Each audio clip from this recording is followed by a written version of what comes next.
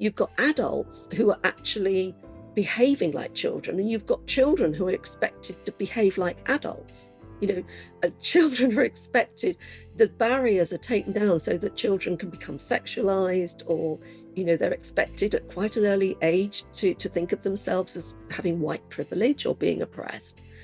And at the same time, you've got adults who are saying, well, we can't cope with the demands that are put on us of life, so we'll just regress back into our childhoods and just have our tantrums, which is exactly what you see, isn't it, with a lot of young people now. It does feel like a tantrum when they can't get their own way.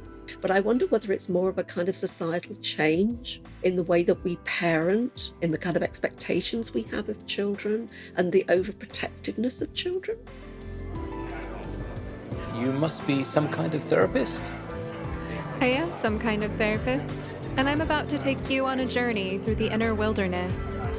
I've invited brilliant guests from all walks of life to join me as we investigate, illuminate, and inspire transformation in ourselves, intimate relationships, and the social ecosystems we are constellated in. What you are about to hear may surprise you, so hang on to your earbuds for a hefty dose of sanity in a chaotic world.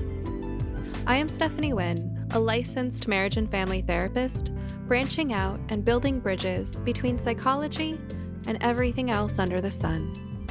It's my honor to have you along for the ride. Let's get started.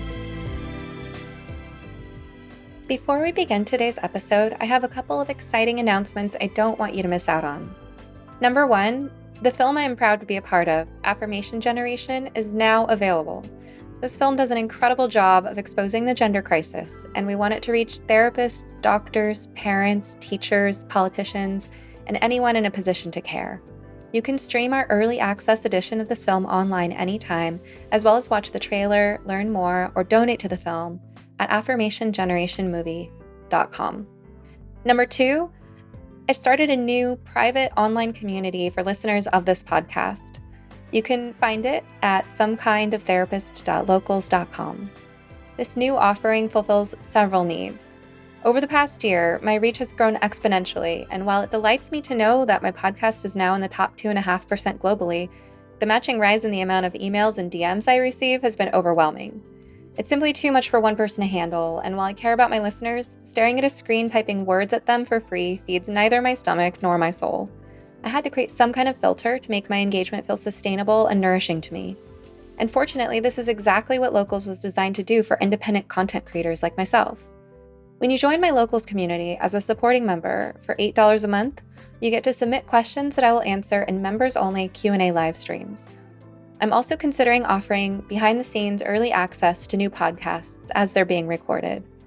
Plus, of course, you get to meet like-minded people who share your interests in an online environment that's free of ads, bullies, and trolls.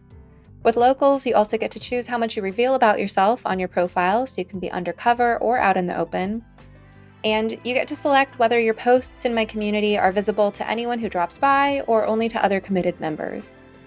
If you'd like to support me at a higher level, you can become a premium member for $24 a month, which allows you to privately message me, and I will prioritize responding to premium members' direct messages. I think this is a great solution that is designed to meet everyone's needs. Although we are just getting started and this community is currently small and new, we've already got some great people on board, including thoughtful therapists, concerned parents, and free-thinking, politically homeless people. Please come along and check out my growing community at somekindoftherapist.locals.com. You can get your first month free with promo code GRANDFATHER. Make the most of your trial membership by asking a question in the latest Q&A thread, and I will provide a live-streamed answer you can join me for or watch later. What have you got to lose? All right, now on to today's episode. Today, my guest is Dr. Carole Sherwood. She is a semi-retired British clinical psychologist, a member of Critical Therapy Antidote, a member of the Advisory Council for Don't Divide Us, and one of the authors of one of the chapters in Cynical Therapies, Perspectives on the Antitherapeutic Nature of Critical Social Justice, which is available now on Amazon, ebook, or paperback. It's also in my bookshop. And Christine Seafen, who's been on my podcast before, is also part of Critical Therapy Antidote, has also authored a chapter. You might also recognize some of the other authors of chapters in that book, including Lisa Marciano and Stella O'Malley. I'm excited to see what Carole and I get into today. So, Carole, welcome. Thank you, Stephanie. Thank you very much for inviting me. All right, it's a pleasure to have you. So, can you give a sort of brief background of your career as a therapist? Sure. Well, I came late to therapy, actually. I was in my late 40s when I finally managed to get onto a clinical psychology training course here in the UK.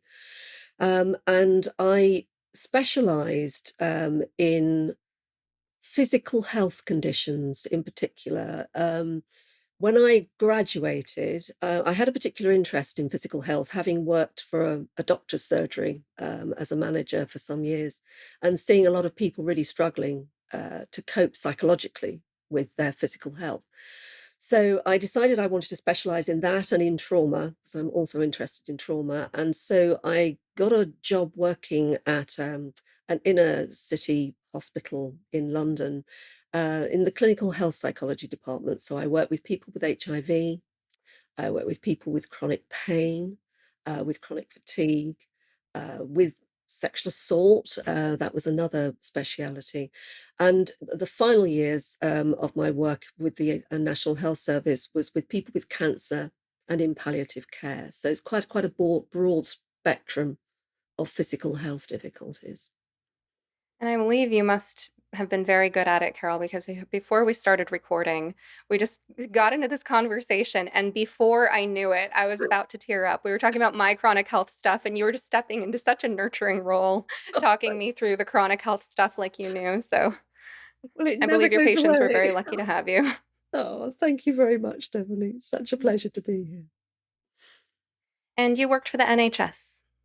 I did indeed. That's right. I did leave the NH when I left the NHS. I retired from the NHS in 2013, and I set up a private practice. So I continued to keep my hand in for some years, and I do still do some supervision. But I found myself sort of dragged back into the world of psychology since I've become so concerned about what is going on now with these capture of the profession by clinical social justice. And that's how I came to write a chapter in Val's book, Cynical Therapies. So, before we start recording, you introduced me to a term I'd never heard before, and it sort of tickled me. I wish I could say I was surprised to hear of a trend like this, but I'm really not, because of course this is the next frontier. This critical social justice stuff has been undermining foundational principles like meritocracy, which we have a listener question about a little bit later, and like equality, like color blindness, all these sort of basic foundational principles that up until recently most people agreed were good things or at least morally neutral. And so it doesn't at all surprise me to know that the next frontier, and maybe the mission all along, is undermining the goodness of sanity itself. You mentioned that there's a term called sanies, and I'd never heard of this. Can you tell us about sanies? Well, do you know, I've just learnt this from Christine Seafen, actually, who was on your podcast quite recently, and she says that the latest trend amongst young people is to view people who are sane as somehow, I suppose it's in the same category as everything else that is normative is viewed. So, if you're heterosexual, that's a dominant group and that's wrong. If you're a man, that's a dominant group and that's wrong. If you're white and so on and so forth. So now we have this category of sanies. So if you don't have a mental health problem, you're a dominant group that has to be dismantled, or there's something wrong with you. And this doesn't surprise me, Stephanie. I'm sure it doesn't surprise you. It does feel like a sort of natural progression. I heard very interesting talk given by a psychiatrist at the Maudsley in London, a psychiatric clinic. And she was talking about young people who come to see her claiming that they have some mental health problem. It could be ADHD, it could be autism. Absolutely convinced, they've self-diagnosed, this is what they have, and they're sure. And so they've come for a psychiatric assessment to get the label attached to their identity. And they are then told, well, actually, you don't meet the criteria. There's nothing wrong with you. We've assessed you and you don't have ADHD. And these young people are getting tremendously upset because the whole idea of having this mental illness is part of their identity. And a lot of this is to do with social media. And the young people will go on to something like TikTok, and they will find others who also identify as perhaps having, let's say, ADHD. And they'll get into a group and they'll get a real sense of belonging to this group. They all share this identity of being sort of somehow not quite right, mentally unwell, in need of support, feeling, like victims who need to be taken care of. It makes them feel special to be part of this group until, of course, they leave the group. And then they suffer the sort of problems that a lot of people do, like detransitioners, which you will know well about, Stephanie, that they're just rejected. They become pariahs. They're silenced. They're told they don't belong. So it feels like it's following the same sort of pattern, that you somehow have to be a victim. You have to be special. You have to be somebody who stands out from the crowd. And now those of us who consider ourselves to be sane are the ones who are considered abnormal. It is an extraordinary reversal, isn't it? To say a very cliche therapist thing, there's a lot to unpack there. Oh, And one of many starting points is that it strikes me as a very privileged position to take, to disregard sanity or to vilify sanity, because the only way that works is if you are surrounded with sane people who put up with you. Because if you're insane, whatever that means, if you're not able to function, you must be taken care of. You must be taken care of by people who can pull their own weight and yours. There must be a functioning economy, a functioning household to bring you food and shelter and medicine and all the things that you rely on. So it is insane that they haven't really thought through what happens when you reject and vilify sanity or anything else that the world depends on in order for you to have the things that you rely upon. It's ironic. It's a very bitter irony that the people who are doing this are supposedly railing against this idea of privilege because it's just about the most privileged position to take. It's, I believe, Robert Henderson would call that a luxury belief. That's right. Absolutely, Stephanie, that it is a luxury belief. And I think it's so difficult, isn't it, to know how to deal with this problem, because society needs to function. I think it reminds me a little bit of what was happening during COVID pandemic, when people were locking down. We all relied on supermarket staff carrying on working. We all relied on couriers to bring us our packages that we could no longer go out and shop for. And without that infrastructure, the whole of society would grind to a halt. And I'm quite interested in this idea of luxury beliefs. The other aspect which I find quite intriguing, Stephanie, is I listened to, is it Helena Kirshner? Yes. On she's in GenSpect, I think, isn't she? Mm-hmm. I heard her talking about how one of the reasons that she decided, or that the kind of influenced her in going down the path of transitioning to become a man, was that she considered herself to be a privileged white woman.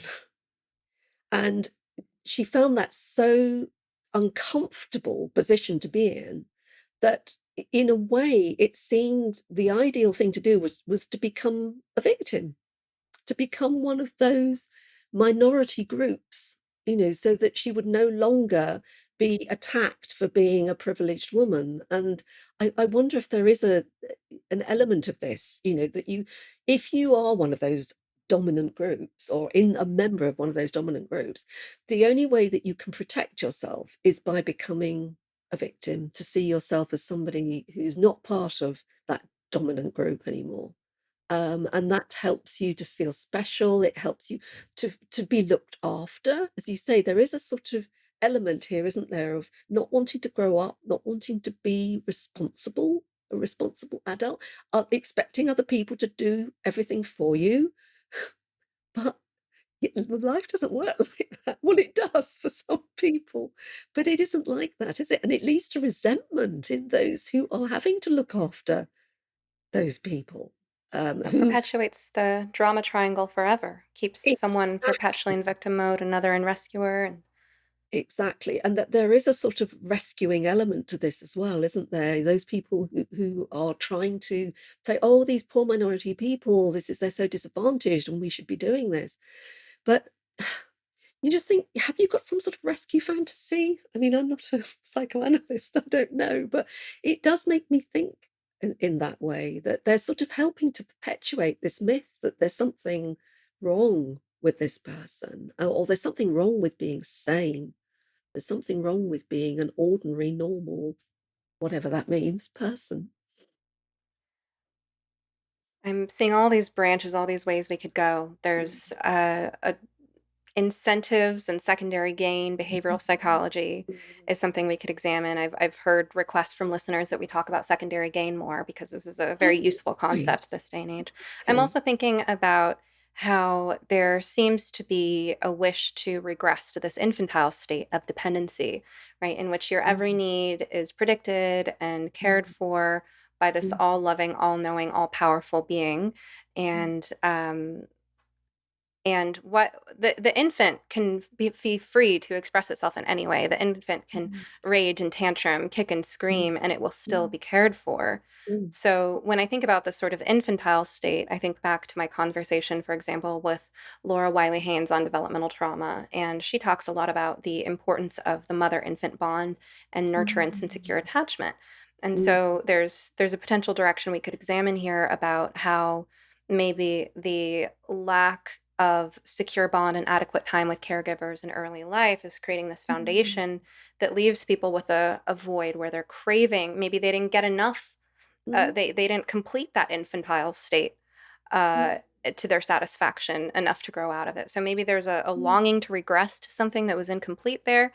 I don't know. Pick either of those directions that you want to go in, Carol. I think that is hard. I mean, I'm quite interested in Lukianoff and Haidt's take on this, and the idea of children not actually being given the freedom to to make mistakes, to fail, to fall down off their bikes and pick themselves up again and carry on. That there's an overprotective thing going on in parenting, that you don't allow your child to fail.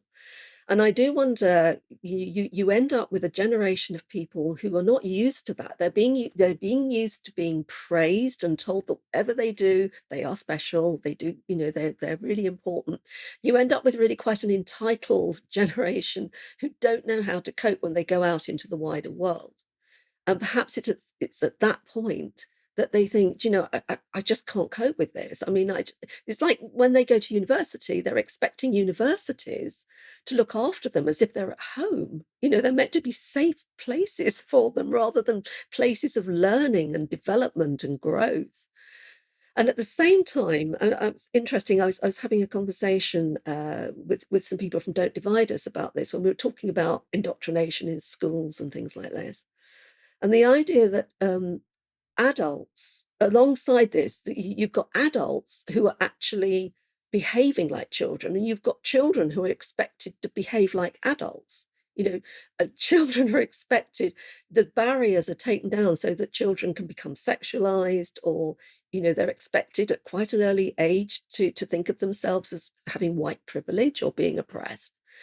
And at the same time, you've got adults who are saying, well, we can't cope with the demands that are put on us of life, so we'll just regress back into our childhoods and just have our tantrums, which is exactly what you see, isn't it, with a lot of young people now. It does feel like a tantrum when they can't get their own way. So I don't know whether it is. I'm interested. I understand what you're saying about insecure attachments and so on, and maybe for some individuals that is the case. But I wonder whether it's more of a kind of societal change in the way that we parent, in the kind of expectations we have of children, and the overprotectiveness of children. What And do you maybe think? that's linked because when we think of secure attachment, part Mm, of part of the natural process when an infant really gets enough mm, security is that then from there there's freedom to explore. There's a natural progression. There's a yeah, satiation that takes place. Sort of like if you have a yes. really nourishing, healthy, Mm, well-rounded, delicious meal, you reach mm, the point where you feel full a lot mm, sooner than you do if you're eating something with, addictive mm, chemicals. It's junk food that it doesn't really satisfy. mm, mm, So there's, I think, a satiation process that naturally occurs when those early bonds mm, unfold in the most ideal way. And mm, so secure attachment makes room for both closeness and autonomy. And that's mm, the ideal foundation we want. mm, So the baby says, okay, I've had enough of mom now. I'm curious about what's going on over there, right? I'm going to crawl over there and I'm mm, not going to worry about mom because I know I can always crawl back to her. mm, So I think there's a link there, and I wonder if this way that there's so much economic pressure on mm, families to provide mm, two mm, incomes. There's so much mm, pressure on mothers to separate from their babies and put them in care early on. If maybe the the bonding isn't taking place well enough to then allow for the natural progression to that space of freedom and strength and autonomy where the child can go and explore the world mm, and can rely on their own resources. So that's where I'm wondering if there's kind of that connection there, and if some of the coddling of the parenting trends, and I would say not just parenting but child rearing and educational trends, mm, maybe some of that coddling is a reaction to the fact that there's something cut off too early in that bond. Maybe both the parent and the child are longing to have that connection back. And so then it becomes sort of increasingly age inappropriate. I'm just speculating here about some general trends, but I could see those being connected. And I also think that when it comes to the social incentives, I don't want to blame parents. I want to look at how the sort of the mm, culture is, because um, our culture is set up in such a way that a parent cannot just encourage their child to go outside and play freely mm, without, potentially being accused of child abuse or mm. neglect. That's so true. And, everything that you're saying, I'm kind of aligning with this because I was thinking along the same lines that I was listening to a podcast with Mary Harrington. I don't know whether you've come across Oh yeah, Mary. I've gone on a little Mary Harrington binge lately. Yeah, I can understand it. And it's a very, very interesting line that she's taking here. And it's something I have quite a lot of sympathy with, although it's dodgy territory for some people, I think. I think back to my parents' generation and my grandparents' generation before the contraceptive pill existed. My grandmother had, I don't think it was 8 or 9 children. And this was what you did. This is what happened. And she had to stay at home and she had to look after her children. And I think once the contraceptive pill arrived, it did actually liberate those women who chose to take it. It really liberated us to be able to go out and get a job like your partner, like your husband. You could do that. But of course, once you have children, there's a biological reality to being a woman, isn't there? You give birth, you have a child, and when you have that child, you have to nurture that child. And this is where your idea of the secure attachment comes in. If you're in a family where you're struggling to pay the mortgage, your husband's maybe not on a great wage, there's a lot of pressure, isn't there, to say, well, maybe if mum will look after the child for us, we could go out, or maybe we can find a childminder and I can go out and get a job. And this could be where some of these problems arise. That you not to blame anybody. It's just trends that we're talking about. I think that there is also something about women, the kind of feminism, certainly the feminism that I considered myself to be supporting, which was right back in the 70s, I suppose, was very much about trying to find equality for women in the workplace in particular, and trying to think about women not as playthings or objects, but as people in their own right who are to be respected. And there was something really exciting about that. But I do wonder whether it's got to the point now where the idea of actually being a mum at home and looking after the children is not something that is greatly valued in our society. I mean, you're certainly not paid for it. And I think there are a lot of women who would love to be able to stay at home and look after their children, but either they can't afford it or they feel a lot of pressure from peers, to be worthwhile you have to go out and get a job. So I am wondering whether this is playing a part, isn't it, in what is happening in society? How are you sleeping? Sleep is a foundation of mental and physical health, equally important to nutrition and exercise, yet it's often the first thing to go during times of stress. Good sleep can help alleviate depression and anxiety symptoms, maintain a healthy weight and metabolism, protect your heart, and even reduce the risk of Alzheimer's.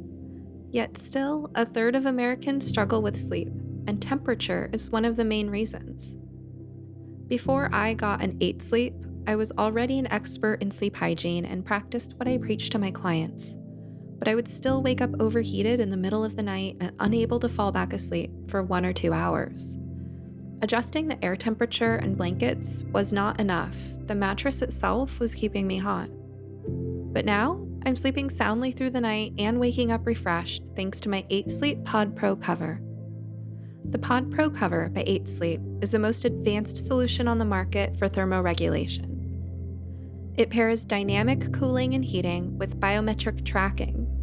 The cover can adjust the temperature on each side of the bed individually for you and your partner based on your sleep stages, biometrics, and bedroom temperature, reacting intelligently to create the optimal sleeping environment. If you'd like to be more patient with your children, more emotionally stable with your partner, a fitter athlete, or more efficient at work, take it from me, a mental health professional. Improving your sleep is one of the best investments you can possibly make in your overall well-being and the lives of everyone you touch. Go to 8sleep.com to check out the pod and use the code SOMETHERAPIST at checkout to start sleeping cool this summer with up to $200 off your purchase. Even if they're already running another sale, this code will get you an additional $50 off. And yes, to my listeners around the world, 8 Sleep currently ships not only within the USA, but also to Canada, the UK, select countries in the EU, and Australia. All right, now back to the show. Well, and with these trends, there's a trending toward having children at a later age. And I recently had an episode come out with Jennifer Lal on surrogacy. And I was reflecting on how my experiences were that as a woman in my 20s, my fertility was this overly powerful thing to be afraid of, this thing that could, change my life in an instant. And I'm not going to get into too much my personal circumstances, but I think for many women, that is the experience where with the 20s, whatever form of contraception they use, they're very grateful for. And there's this sense of, thank goodness we're so liberated from our bodies. And there's not a sense that fertility is a precious thing until that women reach that point where maybe they've put off having babies, maybe they put off dating in a very marriage-minded way until they're suddenly at an age where now they really need to find a husband, and they realize that's a process. Yeah. So for many women, there's this sort of sudden biological clock thing, and they've been feeling like they have all this extra time. And Mm. then they want to start having babies, and they start having babies at a time that um, they can't take their fertility for granted, and they're potentially even dependent on an industry that stands to profit tremendously off of their difficulties with fertility. Mm. Um, so I wonder how much this sort of, this illusion of this extended adolescence of the 20s, and Meg Jay writes about this in The Defining Decade as well, although not from the stance of child rearing and all of that, but more from the stance of how your 20s are a really important time for building your future. But I think that we sort of have learned to treat the 20s, especially here in the US. I'm not sure about the UK. My read on the UK is that the average British person is 5 years more mature Mm. than the average American of their same age. I've Interesting. met British musicians who were so talented. I mean, I've been to an amazing concert and I'm hanging out with the band afterward, and they're all like 25. And I'm Yeah. like, but you write soulful lyrics as if you've known heart, like true loss. Um, Yeah. but so my read is that the British people are just more mature in general. But I think especially here in the US, and maybe you can share your observations too, there is this sort of extended adolescence of the 20s. And I say this as somebody who's actually quite nostalgic about the wonderful time I had in my 20s. Mm. And I was just looking at pictures the other day, very grateful for that time in my life. So I'm not saying it's all bad, Mm. but we do get to live in this time that is it's relatively novel in human history for especially women in our 20s to just be able to think, oh, someday maybe I'll have a family, but I don't have to think about that now. Um, Mm. Mm. No, that's very true. I think the other thing that I'm noticing more and more, and I have actually seen it in the UK, is a reluctance to have children because you feel that you're harming the planet. Absolutely. And I think this is another element. I think there are various things going on here. I think there's also, which you see in the trans debate, a lot of young women are being fearful of their bodies, fearful of puberty, fearful of becoming women because of what they might experience, and because of fears of what's happening in pornography and so on and so forth. But I think there's also a group of young women who think, is it right to have a child or bring a child into this world? And that's another curious thing for me. I'm just thinking, well, what I mean, most women do experience that biological clock at some point. Why would you choose to go against that? So there seem to be lots of different reasons not to want to grow up, not to want to have children, not to just embrace that biological reality of your body. Well, I was one of those women, Carol, and Mm. I was very environmentally minded Yeah. from a young age, and I grew up with a very dystopian sense of the world. So I came from Los Angeles, from a working class mixed race neighborhood where the LA riots happened when I was a child. So I had a quite dystopian experience that was very formative. Ashes falling from the sky, explosions, looting, all of this happening right around Mm. me. And from that followed all the racial bullying, and this is how I learned about intergenerational trauma from experience Mm. too, is that I was the Mm. scapegoat as a child for the history of race relations that had created the Rodney King riots. Um, and so I've been witnessing this for a long time. And Mm. between that and then sort of channeling my own trauma into my environmental activism, I was an anarchist punk teenager. I mean, I was out there marching. I would have been one of these kids these days, Oh, me too. I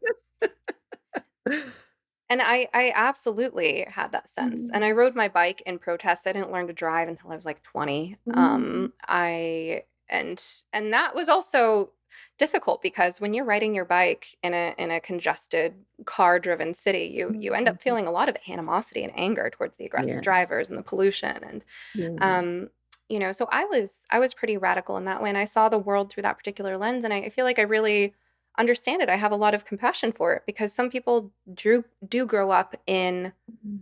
uh, worlds or situations where they're being exposed to things that make them feel like the apocalypse is impending. And Yeah. part of how I dealt with my trauma was a form of sublimation, where rather than feeling like this vulnerable victim that I truly was on some level, where the world has the power to crush and destroy me. Rather Mhm. than doing that, I sort of transcended it and found the strength of I'm not a victim. I'm somebody who fights for other people who are victims too, Mm. and I defend the weak, and I defend the helpless animals and the environment. And I was very Mm. like misanthropic in that, but Yeah. there was a grandiosity in it, but there was also some virtue in it, Mm.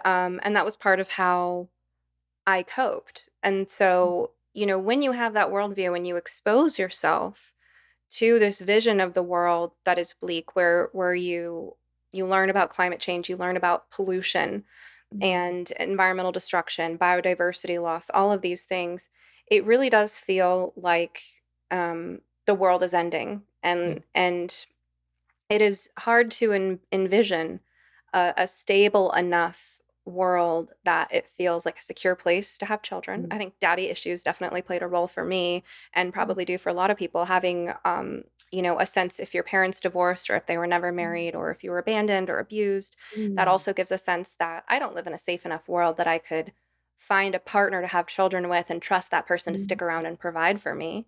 Right? It Mm. takes a secure foundation to grow up in a world where you feel like that's even a possibility for you. So, from all of these things in my own personal experience, I can relate so much to any young person who feels like, what kind of world is this to bring children into? I don't Mm. know what kind of future they would have. My children would probably just be more of a burden on the planet. I don't know that I could count on someone to stick around. And, for me, I healed from all that very gradually in my own journey, and now I'm part of a blended family, and I found that that's a happy medium for Mm. me. Um, and I don't know that I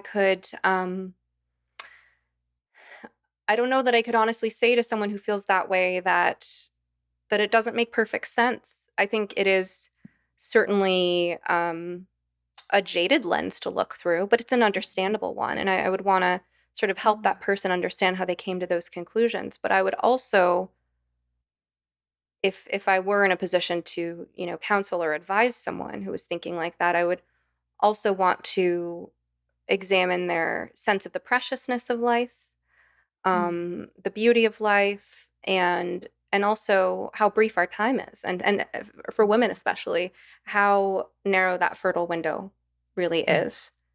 That's right. That's right.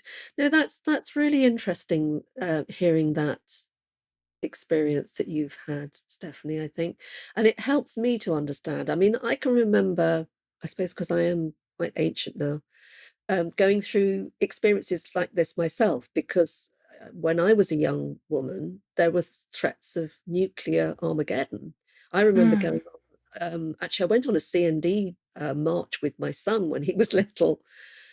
And so I do have sympathy with this. But like you say, I think it's trying to unpack it a little bit and just thinking, okay, what if you had the child who helped to make this better? What if you had a child who actually contributed to this and was able to make a difference? Um, that's just one argument, but I think we do need to have sympathy with young people. I think that not only the climate change, but also they're in a rougher place than I was at their age. I lived in a world, okay, there was this fear of this nuclear threat, but you could afford to save up for a house, you could afford to buy somewhere for yourself, you could expect to, sort of have, I don't know, some sense of ambition, some sense of actually getting somewhere, getting on the ladder. And I think a lot of young people feel deprived of that now, and it must be quite a hopeless situation to feel in. But it's how do you manage that hopelessness? And you're coming up with some ideas yourself, aren't you, about how you might try and explore that with a young person? I think another contributing factor is the ratio or the proportion of how, as you're growing up, you're exposed to the evils of the world, Mm. or the terrors or the horrors, Mm. um, in relation to how you're exposed to strength and ingenuity, and how your own skill development is scaffolded. So I Mm. think one of the things that can be fairly crippling for a lot of young people today is that there is no limit to what they are exposed to, Yes. but it's so disproportionate to the experiences, the formative experiences that those people are having to help instill a strength of their own strength, capability, and so on. And so what if we could manage to only expose young people to these things that are very difficult to learn about and overwhelming in proportion to the way we were scaffolding the development of their problem-solving skills? Mm. Mm. I think that would have a much different feel. Yeah, I think so. It feels like there's an absence of that scaffolding, an absence of that, helping young people to problem solve and to build resilience, for want of another word. And I do think there is an absence of that. And I'm not quite sure how we go about introducing that, because I think another problem very much is social media. We've got into information overload now. And I think even grown-ups find it overwhelming. I know I do. If I spend too much time on social media, I find I lose touch with the real world, and I have to just go outside, go and chat to my neighbors, go and dig the garden, something that grounds me, that brings me back to the real world, because I think you can be carried off in a land of fantasy and horror and begin to believe, almost like an avatar, taking part in that horrible world. And I don't know that young people well, very young people, I mean, talking about teenagers, are able to separate themselves from that world of social media, and be able to step back a little bit, because I think, I am lucky I grew up without it, and so I don't have that experience of being drawn down that rabbit hole. But I think this is a whole nother problem, isn't it, for young people, having to restrict their own usage of social media. But of course, it's Absolutely. so rewarding. Well, for a lot of people, it's very rewarding, isn't it? Well, it gives you that false little dopamine burst, but I'm So, thinking about my stepsons. They're very physically active and mm, engineering minded, mm, and they really like setting up um, climbing gear and zip lines and things like mm, that. And we mm, had this experience where we took them to a ropes course. mm. And it was a challenging ropes course. I personally have too much of a fear of heights to have attempted anything Me like that. too. Okay. But also the strength and balance and coordination Mm, and um, those skills as well are required by something like that. And we got to witness our boys doing the ropes course, doing circles around kids their age. There were other kids their age who were still within the first, let's say, 100 yards or 50 mm, yards of the ropes mm, course, mm, um, who were unsure in their bodies, seemed to lack core strength, coordination, mm, sort of cross body, cross mm, hemispheric skills. And I mm, could see them really struggling and just feeling such a lack of confidence. mm, And then I saw our kids just passing them, I mean, they went around the ropes course like 4 times. And I was thinking, thank goodness for all the mm, things that their parents are doing well to mm, help them be practicing those skills on a daily mm, basis so they have that confidence, those skills. mm, And I thought about these other kids I was seeing, and of course I didn't know them personally. I didn't talk to their families or anything, but I thought, I wonder how much time those kids spend yeah, playing video games. yeah, And, yeah, I almost kind of wanted to let it be a warning to the boys of like, this is why it's so good that you guys get out and do all these physical things. mm, Because if you spent all that time just inside playing video games, you would mm, be lacking this confidence in mm, your body too. I also mm, find that this is an important part of the process for parents who are trying to help their kids get out of mm, the gender ideology is, yeah, having some kind of project, mm, a garden, a truck to fix, a mm, wall to paint, mm, anything where you get real skills, learning a new recipe. mm, mm, Um, mhm. Kids develop so much pride and joy and confidence from Mm. those little things. I think so. That's right. And again, it's just taking them out of that unreal world and into something that is tangible and something that they can succeed at and feel, oh, I can do this. I've just made a cupcake. This is great. I think that's so important. And it puts me in mind, Stephanie, when I used to work with people with HIV, very stigmatizing illness. And they would come to almost view themselves as their HIV. I am my HIV. And I wonder if there's a similarity here. I am my trans identity. I am a trans person. And that it's really difficult to actually see outside of that.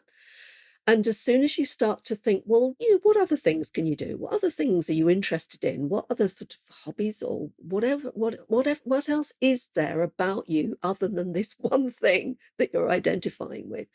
And it was a tremendously helpful intervention, because once you engage with people and they begin to think, well, actually, maybe, I used to enjoy cricket, or I used to enjoy,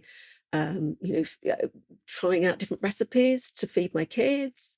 And you, once they start engaging with that, you begin to see, you're much more than your illness. You're much more than this one thing that you identify with. So this does sound like a way forward, if you can kind of encourage parents to talk to their children in these ways. What other things are you interested in? I think for a Can we lot get of away from the people, social media? the identity stuff fills a void Yeah. where there's not a sense of self. Mm, And having hobbies or skills is it certainly plays a role in developing a sense of self and identity. But of course, it's also easy to foreclose on any identity, right? I am a soccer mm, player. mm, I am a yeah. flutist. I am a punk or a goth or a jock, or Mm, that's also a place where it's easy to sort of collapse prematurely and mm, latch on to one thing as an anchor rather than acknowledging that you don't have a stable sense of self yet. But I don't think that we normalize enough as a culture that it's okay not to know who you are yeah, yet. It's okay yeah. to develop a sense of self over time, and for that to be a struggle Mm, and leave you with a sense of void or insecurity or incompleteness over time. We don't tell people that that's okay, and we mm, don't sort of walk them through the process of identity development. I think there's a lot of encouragement of youth from all sides to to cling to some form of identity, no matter how shoddy or plastic or fickle it mm, might be. yeah, this is who I am. This is me, even though it doesn't quite fit. And I do wonder where this comes from, Stephanie, because I'm just trying to think, back to my own childhood, and I can remember experimenting with different things and, wondering about. I think most young people wonder about their sexuality. I mean, I went to an all-girls school, and I think, that's a rather rarefied, unusual atmosphere to be in. But it's being able to have the confidence to just say, okay, well, this is just the way it is at the moment, and try things out. And I wonder whether this fear of experimentation and this clinging to the first thing that comes along is part of what we were discussing earlier. This idea that you can't, you're not confident enough to allow this thing to happen to you. You're really frightened. You're kind of looking for protection. You're looking for somebody to rescue you. You don't have the confidence in your own ability to be who you are or find out Mhm. who you are. Well, there's a lot of emphasis on identity and labels, but not so much on character. Mm, And character is this ongoing process. It's a part of yourself that you build, like mm, you're adding to it every mm, day mm, over time through your actions, through how you choose to handle the hardships that come to you through whatever path you may have chosen, right? mm, So maybe your identity is a soccer player, but your character is, how do you respond when your teammate fails? mm, mm, How do you respond when you win mm. or lose? Yeah, Um, and that's something that is hard to fake. yeah. So when it comes to character, I want to kind of, I think it loops back to some of the other concepts we've touched on, like incentives and secondary gain, and also meritocracy. Maybe this is a good time for me to bring in this question for you Mm. from one of our listeners, unless there was something more you were going to say on that first. No, sure, you carry on, Stephanie, it's Okay. fine. So, as anyone who's been paying attention knows by now, I have a locals community. You can find it at somekindoftherapist.locals.com. You can get your first month free with promo code grandfather, and after that, it's only $8 a month to stick around.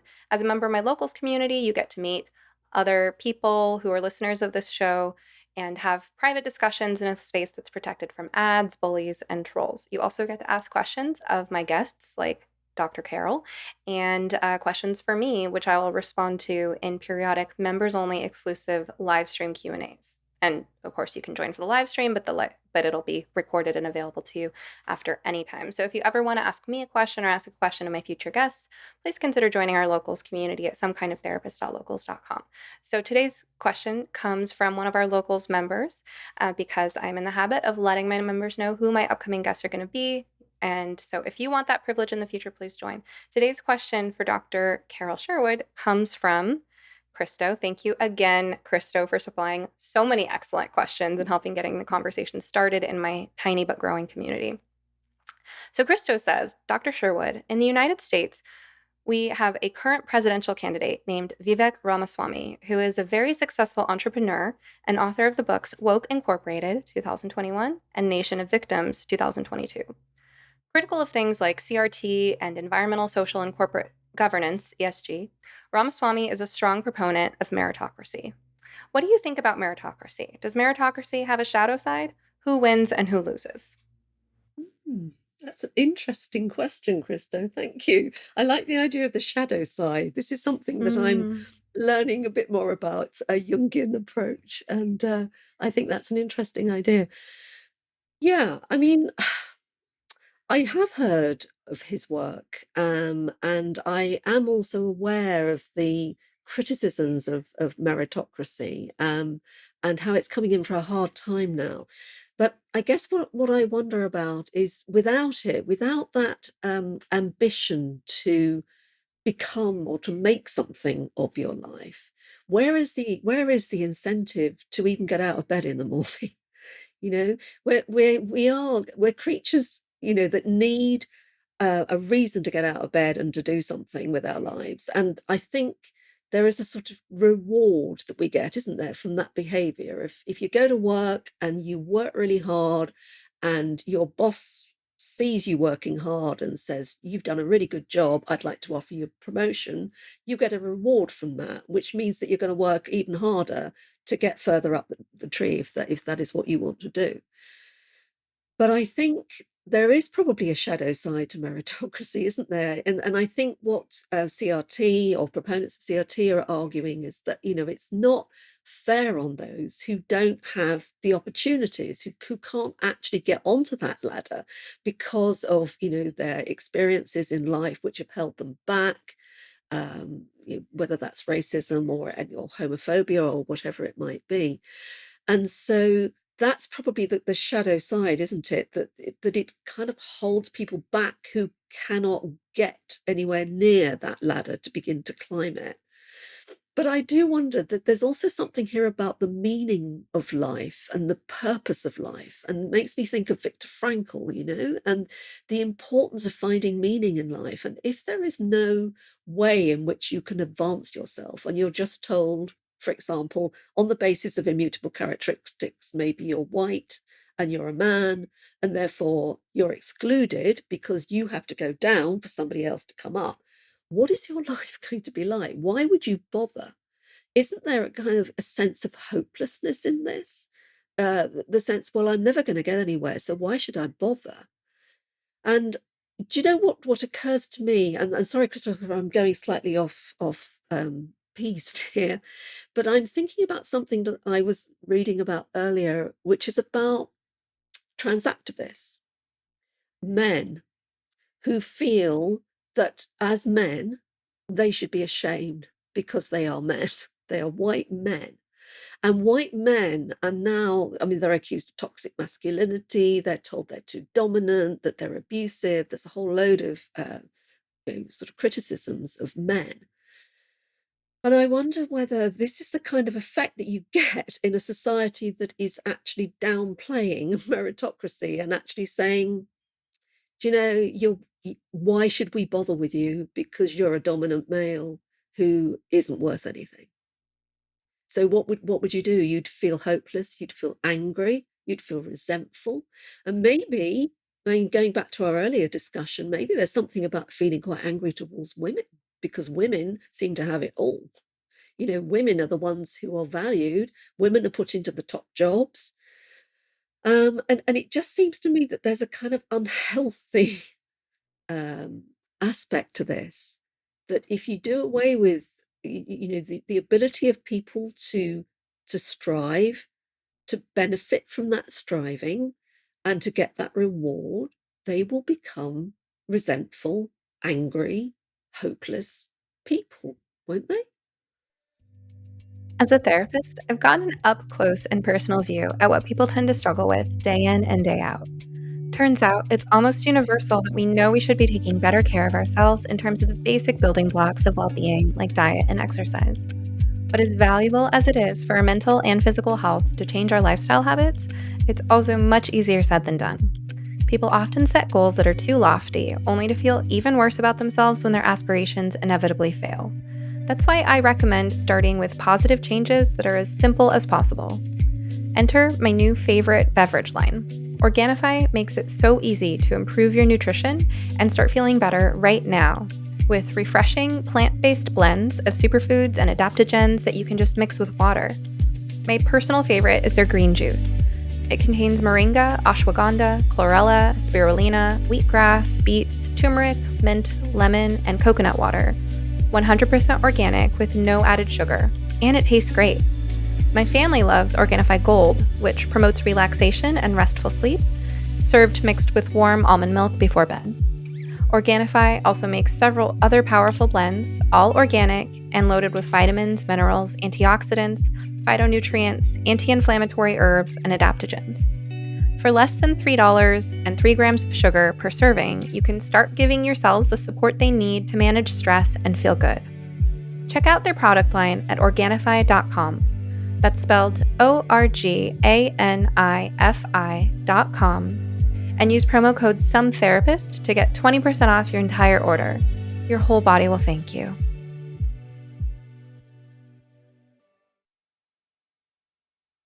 I love that. I think it's very well said. I'm a big fan of meritocracy, and I love the steel manning that we are doing of the meritocratic position by investigating, is there a shadow, is there a downside, what would our ideological opponents say about this. Personally, however, I am a big fan of meritocracy. I think it's the best thing we have. I think it is. I don't think there is a better system than meritocracy, because meritocracy rewards and incentivizes, as you said, ambition and aspiration, hard work and skill, cultivating talents. When I first started blogging, one of my earliest articles, back when nobody knew who I was or was reading my stuff, I wrote an article called something like 5 or 6 life lessons we can all learn from the Great British Baking Show. I think you call it Bake Off there? Is it just called Bake Off there? The Great British Bake Off, yes. Yeah. Here it's the Great British Baking Show in the US. And I love your Bake Off because it is meritocratic. It is the ultimate example, right? It doesn't matter who you are, where you come from, your age, race, sexuality, any of that. You're there because of one thing. You're a good enough baker to be in the tent. And from here, may the best baker win. And what do we get when we set up that meritocratic system? Well, we get people creating more and more impressive and delicious works of edible art and learning from each other in the process, right? And I think it's such a good model. It's a lovely analogy. I love that. I love that idea of the bake-off, because again, it's going back to, I know this is the problem with critical race theory or critical social justice, is that it's illiberal and it doesn't believe in the very, I mean, it doesn't seem to have a very healthy view of human nature. It doesn't seem to understand human nature. And I think if you give people equal opportunities, give them equal opportunities and then they can thrive. And okay, maybe some people do need a little more help than others, and perhaps they can get that in school or in their educational. But ultimately it is giving people the opportunity and then seeing how they thrive. And I think the Bake Off is a brilliant example of meritocracy. I'm going to take that one. I like that one. Well said. And it's so accessible if you want it. It's like, Yeah. I could decide tomorrow, Mm. screw all this podcasting, therapy, consulting. You know what? I want to be a baker. That's what I want to do now. I could decide that tomorrow, and I could make a point every day of practicing my baking skills. Yeah. Unless I am dirt poor and I don't have ingredients to work with. In Yeah. which case, still, in a meritocratic system, I would say that a meritocratic system incentivizes people doing good. Why? Absolutely. Because if you do good for others, if you set up a charity that, let's say, provides job skills training to homeless youth, in a meritocratic system, you are rewarded for that. People look well upon one another. If you demonstrate that you have a generous character, that you are here to solve problems and create a more just world for everyone in a meritocratic system, people are going to love that, and you will be rewarded for that too. So I do think that meritocracy can create more equality and well-being for everyone. Now, you talked about CRT oversimplifying human nature, and I wanted to branch into that a little bit more. I was thinking about, some of the other content that you and CTA members have created. By the way, in case I haven't mentioned, CTA now has a podcast, the CTA podcast. I'm putting in a plug for putting the full title in the podcast so people can tell which CTA it is, because there's a lot of things with that acronym. Make a note of that. But I think about this idea that that there's this original sin of racism that people must be perpetually condemned to trying to root out within themselves. Now, on the one hand, there's an irredeemable nature to that original sin, to the point where if you are white or if you otherwise fall into some so-called privileged demographic that is on one of the bad guys, there's really no amount of atoning and self-scrutiny you could possibly do. You're damned if you do, damned if you don't. That's why so many kids who are growing up with this stuff end up taking shelter in the trans identity, right? Because, okay, there's nothing I can do to completely atone for my original sin of whiteness, but at least I can be trans that way, and I'm oppressed minority. I deserve to be protected and coddled rather than attacked and criticized. So CRT certainly incentivizes people as identifying as mentally ill or identifying as trans or things like that. But I also think there's this component to CRT oversimplifying human nature, as you mentioned, that I wanted to look at, which is the fantasy that evil, or that whatever is corrupt or the shadow or shameful about human nature could ever be eradicated by such a simple process. I mean, on the one hand, you're always chasing that carrot and you can never actually fully eradicate that original sin. But on the other hand, it oversimplifies sin, evil, and the shadow of human nature into this one thing called racism or bigotry or fill in the blank phobia, whatever it is. And that's, in some ways, although I think it's a cynical worldview, it's also a naively optimistic one in some ways. I don't think it's optimistic in practice, but I think it's a lovely but infantile fantasy that evil is really that simple. Do you know what I'm saying? Yeah, no, that's a really interesting idea, Stephanie, which I must admit I hadn't really considered, but it's true, isn't it? That racism, as far as CRT is concerned, is the only evil. And as Jonathan Haidt points out there is this idea that the world is populated by people who are good or evil is such a simplistic one, and it's one of his great untruths.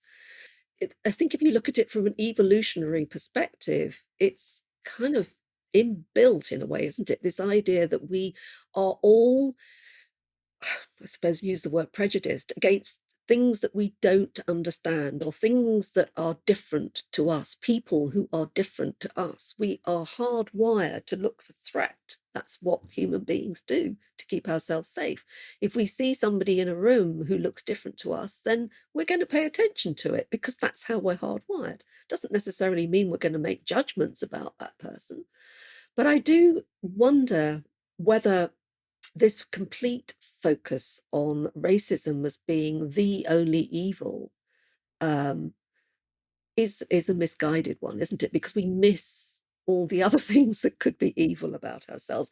And there is also the question of the shadow, which you keep bringing up, which I am really interested in. What is the shadow of the proponents of critical race theory, do you think? What do you think their shadow is? What are they kind of hiding behind, do you think? Okay, to name a few, narcissism. Mm-hmm. And as part of that, there's sort of a delusion of grandeur, a fantasy of being better than everyone in history. This fantasy that if I had existed during the time of slavery, I know I would have been fighting with the good. But it's like, your actions demonstrate that you're actually going with the thing du jour. Like that's you, your actions demonstrate that you are towing the party line, that you are saying the popular thing of your day and age. So that does not actually convince me that you would have been one of the ones fighting for the unpopular thing in the past. So I think there's that fantasy. There's a glibness. There's a real lack of compassion in places where compassion is claimed. But beyond that, there's some ugly emotions like jealousy. I believe the word is Schadenfreude, right? There's sort of a sadistic pleasure Yeah, in seeing others suffer yeah. that I feel like I've personally encountered that form of evil very Mm, close up mm, and from a distance as well. The sort of I've seen a glibness, uh, and a glee in witnessing others being punished through these witch hunting rituals.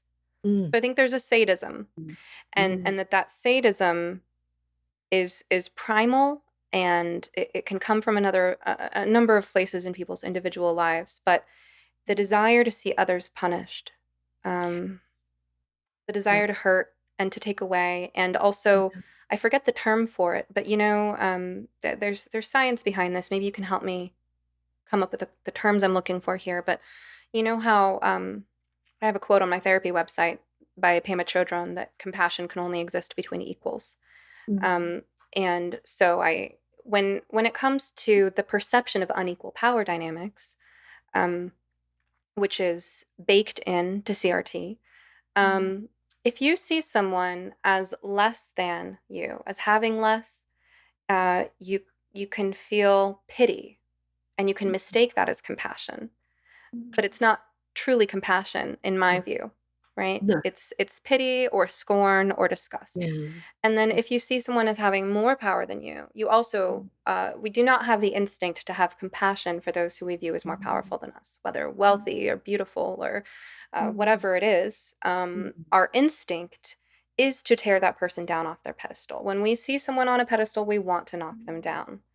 And so I think that CRT is really based in, all of this categorization of everyone has some sort of hierarchical position mm, of their unique combination of privilege and oppression according to intersectionality. mm. It destroys the fabric of compassion. Yes, yes. So I think Absolutely, it's Steph. the shadow of compassion, the false compassion is the narcissistic compassion of pity. Mm, And along with that, the shadow emotion of disgust, mm, and contempt, mm, mm, jealousy, mm, and I think you see this if you look at the micro expressions in people like Dylan Mulvaney, who I almost hate to give more press to, because I he's just know. all over everything these days. Yeah. But if you read the facial expressions of someone like a Dylan Mulvaney or a Jeffrey Marsh, first of all, you see very histrionic, sort of Mm, hysterical, exaggerated, dramatized looks. mm, mm, But beneath that, you see disgust and contempt. And I mm. think those are the primary emotions driving a lot of this, as well as jealousy, and a desire to tear others down, and a delight in their demise. I hope you've been enjoying this episode of You Must Be Some Kind of Therapist podcast. If you like what you're hearing, now's a great time to like, subscribe, follow, rate, review, or share. You can also support the podcast by visiting sometherapist.com/shop, where you will find goods and services I have personally curated to support your well-being and enrich your life. We're just building the shop, so check back periodically and feel free to suggest recommendations. All right, now back to the show. Do you know, it's such a relief to me, Stephanie, to hear somebody voicing this, because this is the feeling the more I've looked into this and writing the chapter, and since writing the chapter, these are the kind of feelings that come to me, the kind of words that come to me: punishment, as you say, the kind of disgust and the belittling of people. I think I can give you maybe a sort of concrete example of this in the UK, and you probably have found this with Trump and the election of Trump. When we voted to leave the European Union, there was an outcry by psychologists that this was a racist act and that there would be an increase in racism, because the people who had voted for Brexit were doing so because they were anti-immigration and they were racist and all of these kind of tropes. And I do feel that quite a lot of what is happening now in our country is payback time. You know, we're going to label these people who voted to leave the European Union as racist, and they are bad people, and they need to learn a lesson, and they need to learn about their white privilege. And a lot of the reading that I've done around this comes through, and it makes me feel uncomfortable because I think, what have these people done to you? Just ordinary folk who wanted to get some sovereignty back. But it's like a sort of overreaction. And I think the other thing that troubles me deeply, Stephanie, is the reaction towards people of colour who dissent from this view, and the slurs that are thrown at, you know, that they are race traitors or they're white supremacist adjacent. And so what does that say? I mean, that isn't compassionate towards the people that you're trying to support and give help to.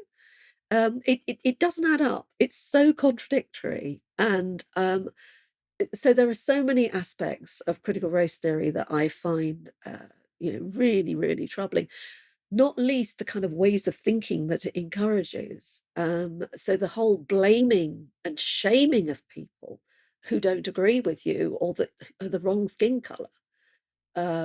You just get this sense of, I mean, I think this is where I worry about the kind of seeing this in a therapy setting.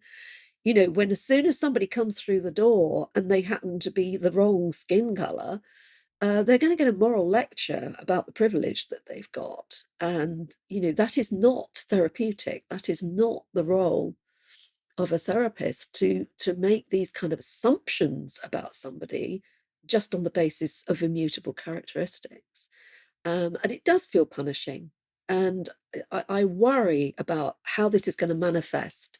I mean, I presume in the States, this is already a problem, isn't it? Where you've got therapist activists who are seeing clients, judging them on their political beliefs or many other things, whether they're white and men or whatever they might be. Is this a problem in the States? I'm sure it is.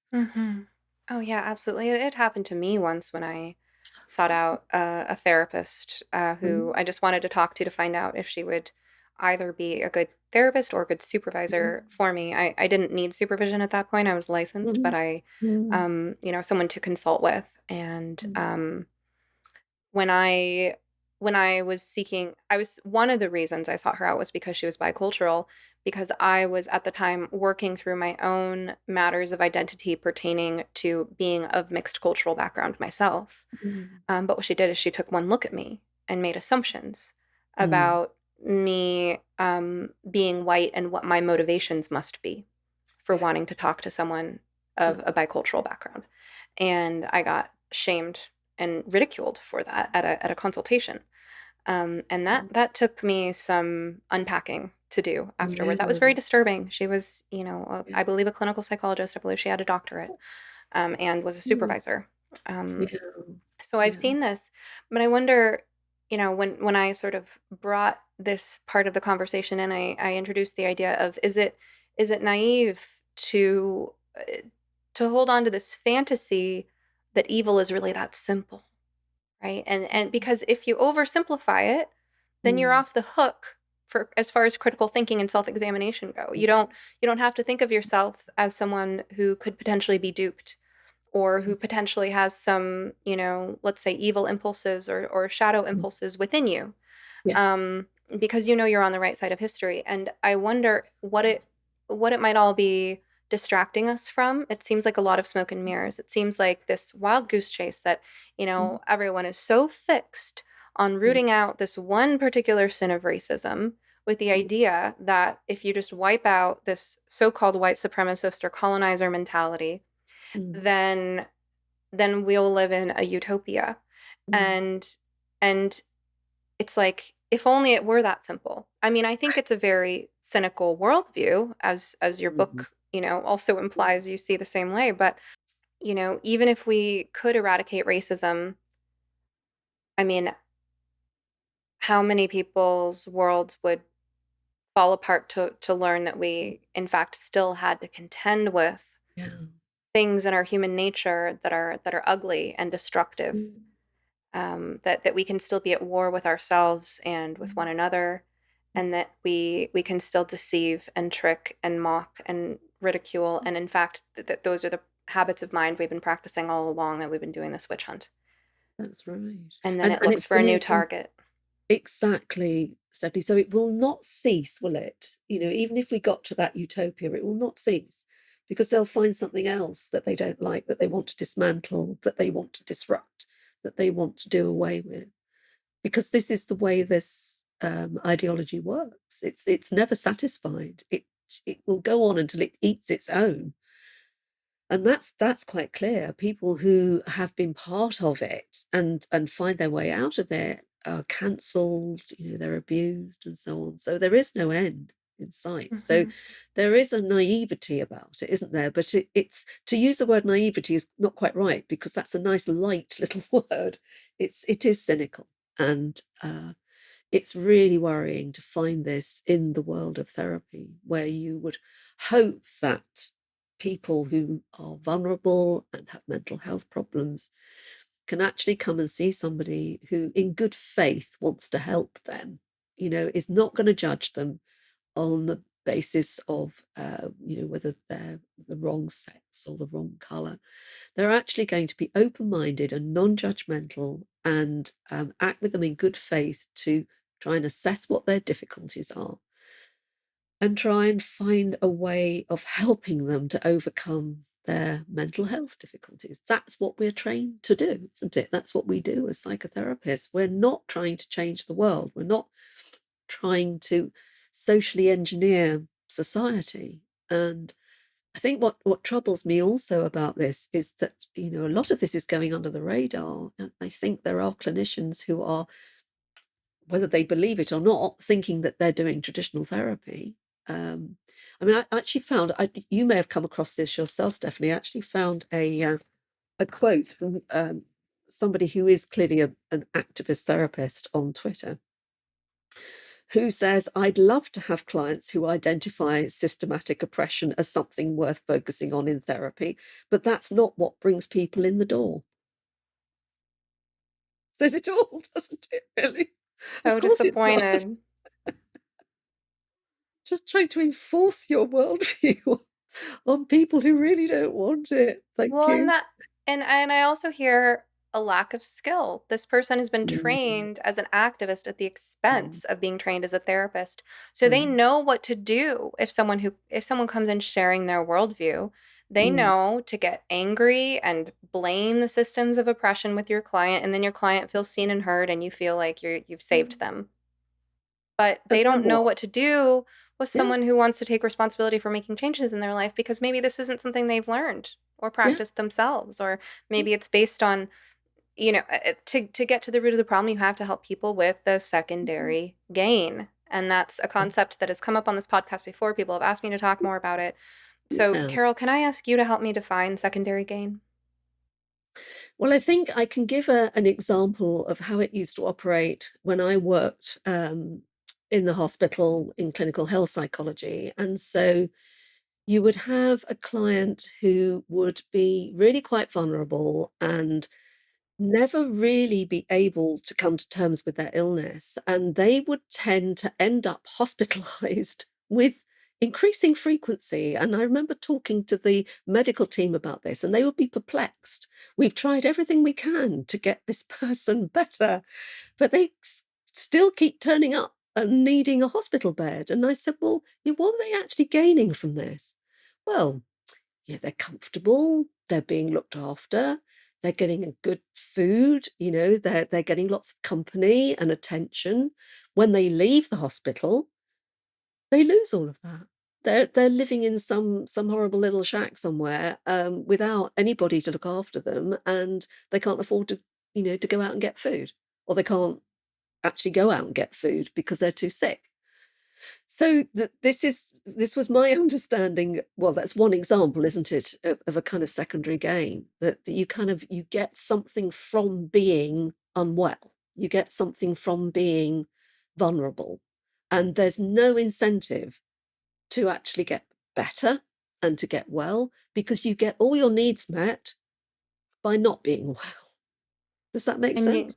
absolutely, and you described Mm, a sort of a classic example that portrays a stark difference between the reality of remaining unwell and getting taken care of, mm, and being independent and having to do for yourself.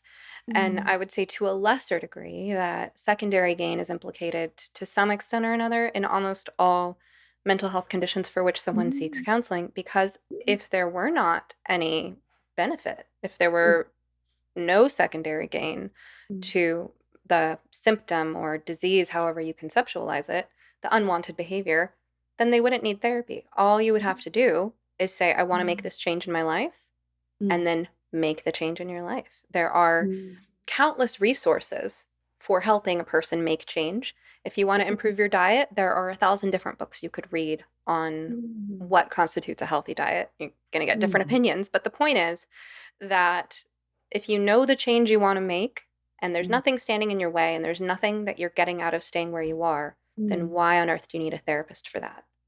That's a really interesting idea. I mean, I suppose I would say that in terms of the people that I saw, a lot of people actually benefited from having their awareness heightened about the kind of cognitive biases that they may have. And how would you know about that? I mean, you might read, actually, you probably could read about it in a book, to be fair, Stephanie. There's so many books on cognitive behavior therapy. But there is something about the interaction with a psychotherapist, isn't there? That nurturing, that sense of being enveloped by somebody who cares about you. Maybe there is, it's going back to that attachment thing again, isn't it? Because there clearly is that the I've been reading a lot about, sort of other approaches to therapy than cognitive behavior therapy, and reading a lot of Lom and people of that sort, and just thinking about the way that we play out those early relationships in the therapy room. You go and see a therapist, and you begin to behave in the way that you do, the patterns of behavior that you have with other people. And that's what tells the therapist often what the difficulties are, isn't it? So, yeah, it's a really interesting idea that perhaps there is always going to be some sort of secondary gain. Even if you went into the therapy room saying, I don't really want to be here, but you've got the expertise to help me.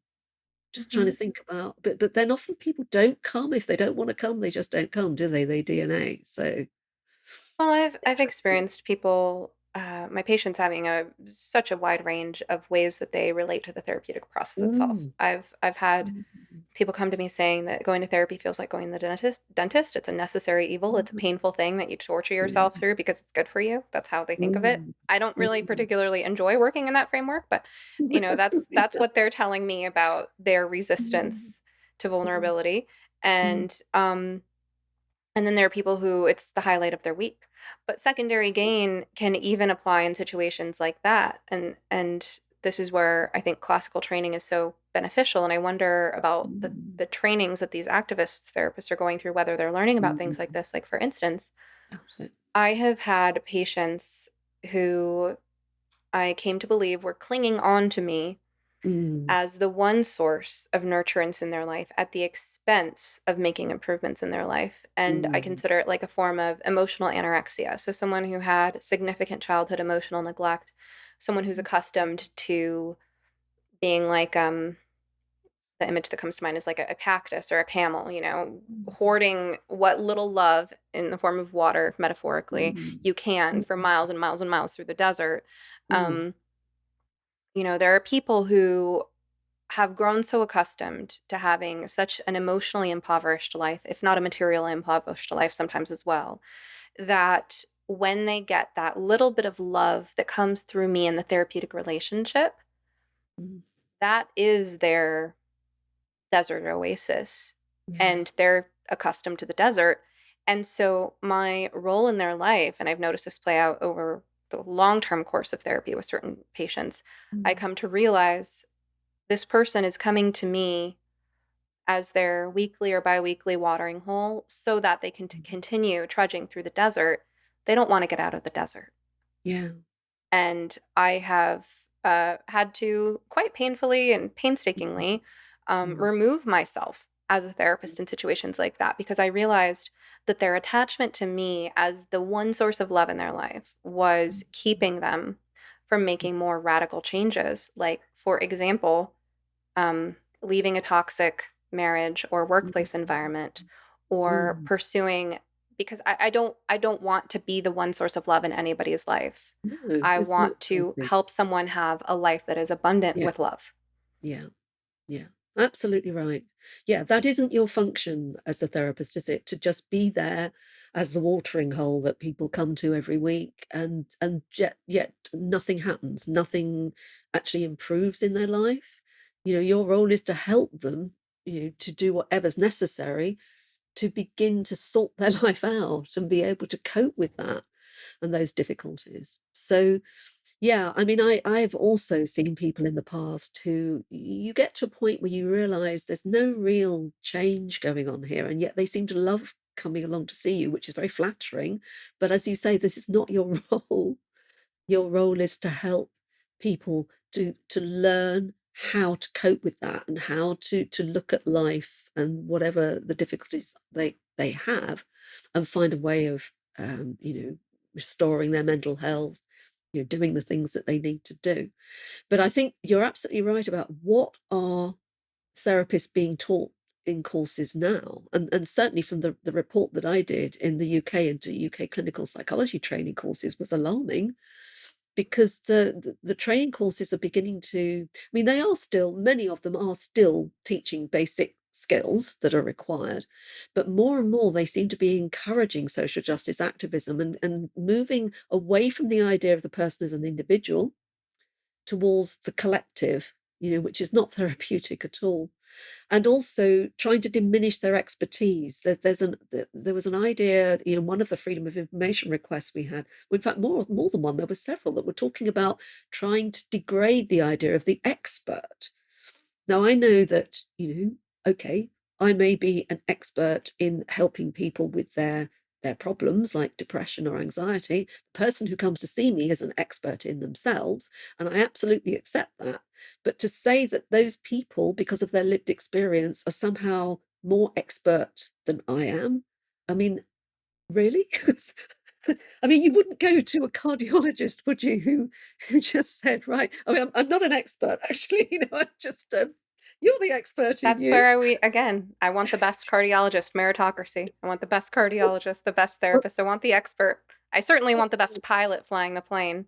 When the Oh, stakes, right. the higher the stakes are, the more all of this Yeah, falls apart because these are yeah, luxury beliefs. I'm just exactly. realizing that we're out of time. So, Oh, Carole, no, this has been already. a delightful conversation. I know you're not really on any social media. No, I'm not. But you can find me at criticaltherapyantidote.org and don'tdivideus.com. And you can read my chapter in the book if you get the book. I Wonderful. don't I'll know make sure that the book is linked in the show if notes. I hold it up. Can you see Oh, that? yeah, Or that's does it great. You look can like go ahead and fun? put that a little closer to the screen. Oh, there we go. How about Fire that? up. Yeah. Cynical All right. Therapies, Perspectives on the Antitherapeutic Nature of Critical Social Justice, edited by Dr. Val Thomas. Carole, Thank it's been you such a very pleasure. Thank you so much. much for joining me. Oh, thank you very much. It's been a really delightful journey. Thank you. I hope you enjoyed this episode of You Must Be Some Kind of Therapist podcast with Stephanie Wynn, LMFT. This podcast is produced by Eric and Amber Beals at Different Mix. Special thanks to the talented musician Joey Pecoraro for our theme song, Half Awake. At sometherapist.com, you can find more information on any topic, guest, resource, product, or service you've heard of here today. You can also follow me on Twitter or Instagram at sometherapist. If you would like to ask a question, suggest a topic, be a guest, or invite me to speak, you can email us at hello@sometherapist.com. You can also send us a voice memo with your question, and we just might play it. Of course, just because I'm some therapist doesn't mean I'm your therapist. This podcast is not a substitute for medical advice. If you need help, ask your doctor or browse your local therapists online. And whatever you do next, please take care of yourself. Eat well, sleep well, move your body, get outside, and tell someone you love them. You're worth it.